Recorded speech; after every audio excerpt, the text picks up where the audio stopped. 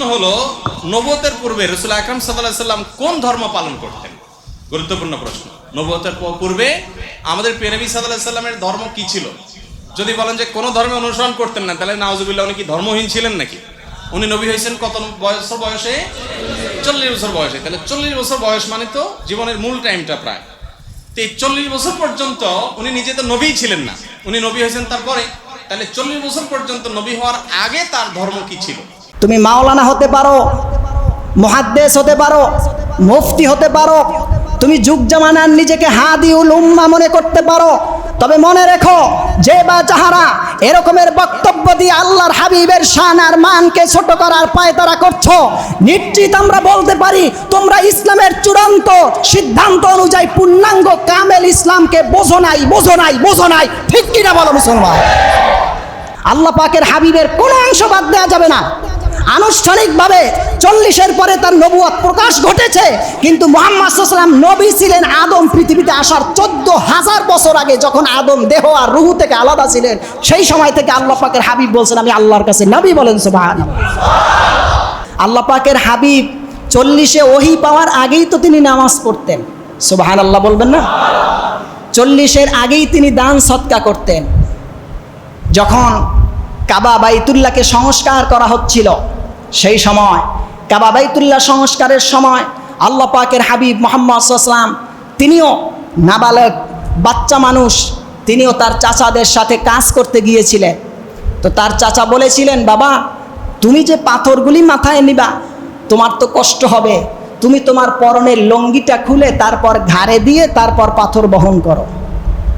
সিরাতের কিতাবে এসেছে আল্লাহ পাকের হাবিবের লঙ্গিটা যখন টান দিয়ে খোলার জন্য চেষ্টা করেছিলেন, আসমান থেকে আওয়াজ এসেছে, মুহাম্মদ তোমার লজ্জাস্থান পৃথিবীর কেউ দেখতে পারবে না, গোপন রাখো।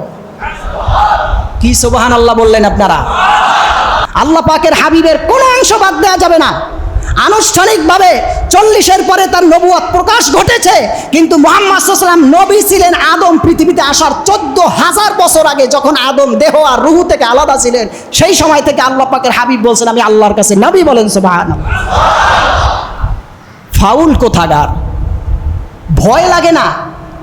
আরে তুমি কিসের উপরে দাঁড়িয়ে তুমি ঈমান রক্ষা করেছো? কোনো মানুষ যদি আল্লাহ আল্লাহ বলে সে মুসলমান হয় না, কিন্তু একবার যদি বলে মুহাম্মাদুর রাসূলুল্লাহ সে মুসলমান হয়ে যায়। জোরে বলেন সুবহানাল্লাহ। আলোচনা বুঝতেছেন?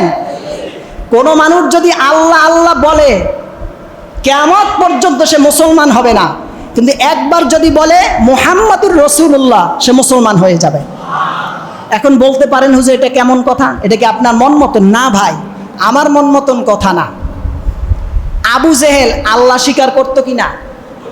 আবু লাহাব করতো কিনা? উতবা সাহেবা করতো কিনা? সব বেটা করতো, সব বেটা আল্লাহরে স্বীকার করতো। ডিফারেন্সটাই তো এই জায়গায়, কে মুসলিম কে অমুসলিম, কে মুনাফিক কে মুমিন, কে ইসলাম মানে কে ইসলাম মানে না। বিষয়টা আল্লাহ এইখানেই তো হিট করে দিছে যে আমি আল্লাহরে স্বীকার না করবে কে? সবাই আমি আল্লাহরে স্বীকার করে। যার নাকের ভিতরে শ্বাস যায় আর আসে, নেয় আর ছাড়ে, সেই আল্লাহরে স্বীকার করে। কিন্তু বিষয়টা হচ্ছে মুহাম্মদ সাল্লাল্লাহু আলাইহি ওয়াসাল্লামকে নিয়ে। যে মুহাম্মদকে মানে সে ইসলামের বান্ডারের ভিতরে চলে আসে। যে মুহাম্মদকে মানে না, আল্লাহ বলেন আমি আল্লাহরে মানছো, মুহাম্মদ সাল্লাল্লাহু আলাইহি ওয়াসাল্লামকে মানো নাই, তুমি বান্ডারির বাহিরে থাকো।